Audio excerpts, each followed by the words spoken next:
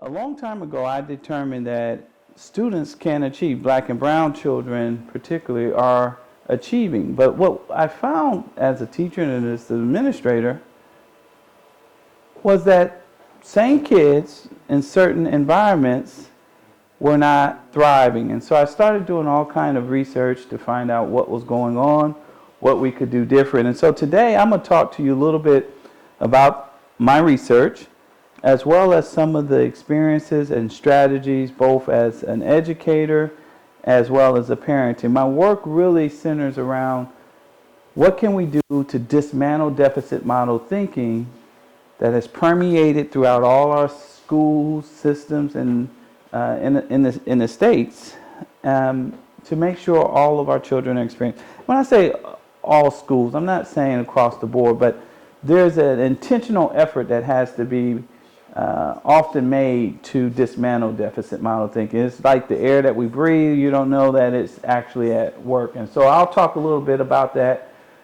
with you today. Some of the work the framework that I'll be sharing with you stems from this book here, Culturally Responsive Theories, that deal with some of the issues I'll talk to you. There's some parenting pieces I'll talk to you with as well, and that's stemming from this book, Parents Need Help, as well as this particular book that deals with the application of cultural responsiveness. The ownership here that we're going to have, but most of all, the circle of trust. You know, don't be outside the circle of trust, right?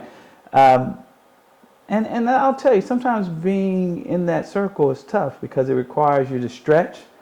And I remember as a kid, I was a basketball player, and I remember I would walk in the gym and just take off from the dotted line, just dunk on people. That's how I remember that story, John.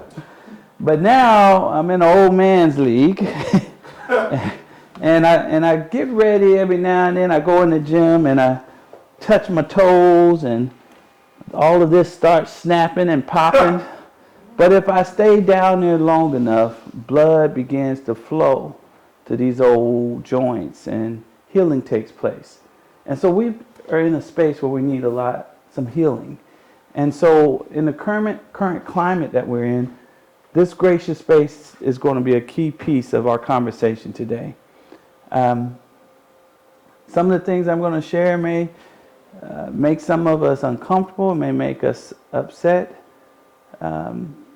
But ultimately, the goal is to make us a little more aware and more strategic in the strategies that we need to put in place to close opportunity gaps that are significantly and disproportionately impacting black and brown children.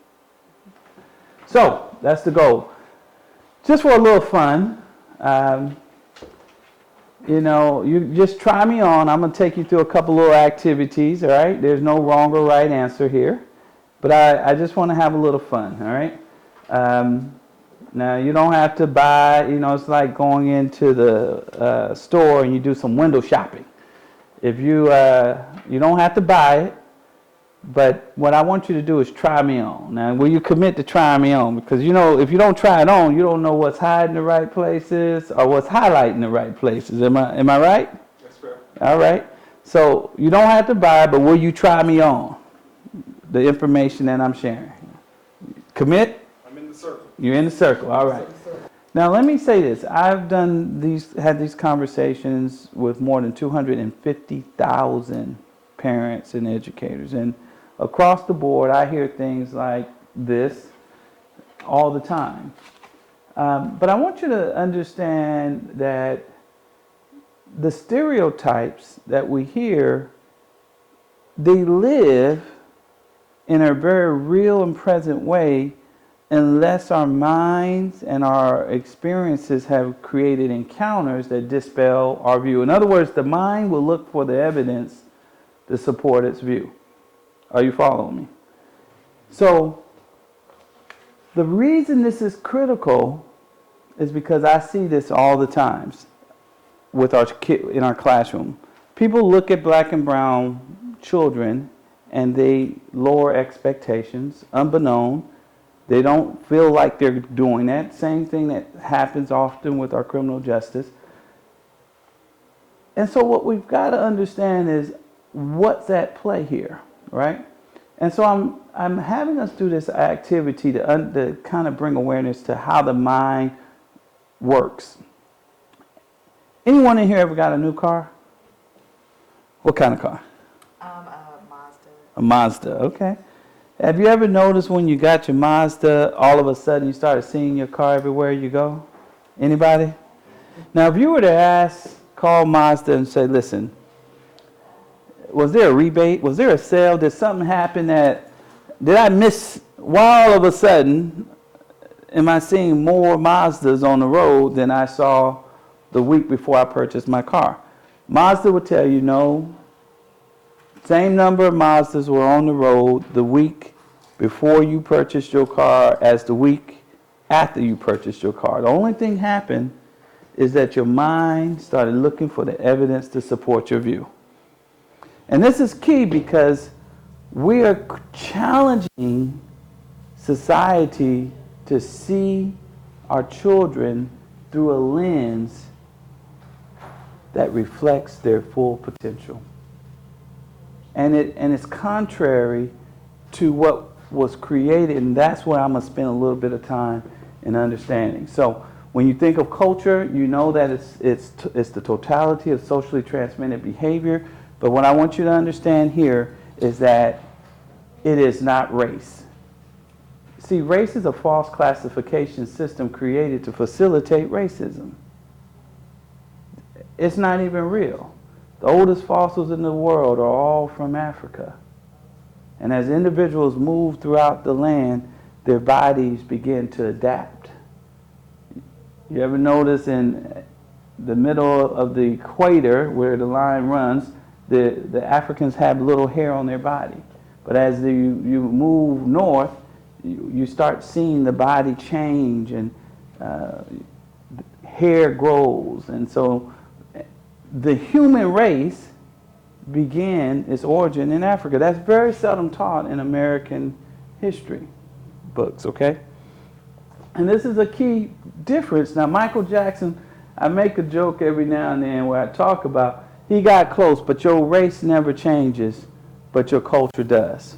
Some of us grew up in a culture of poverty. Now we're in a culture of prosperity. Am I right? Or middle class culture. Am I making sense? So that's a distinction I want, because connecting stereotypes with race is how these views begin to live in actuality. Okay? So let's keep going. We're going to jump right into several conversations. Why is this important? We're going to talk about how our mind looks for the evidence.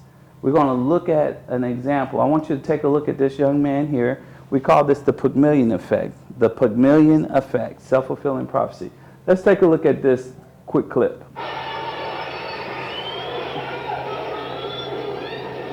I believe in me. Do you believe in me? Do you believe that I can stand up here fearless and talk to over 20,000 of you?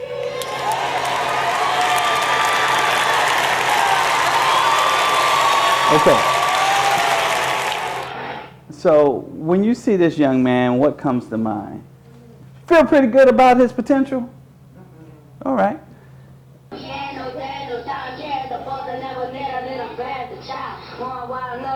All right. Now, where you going to put your last dollar? Second clip, first clip.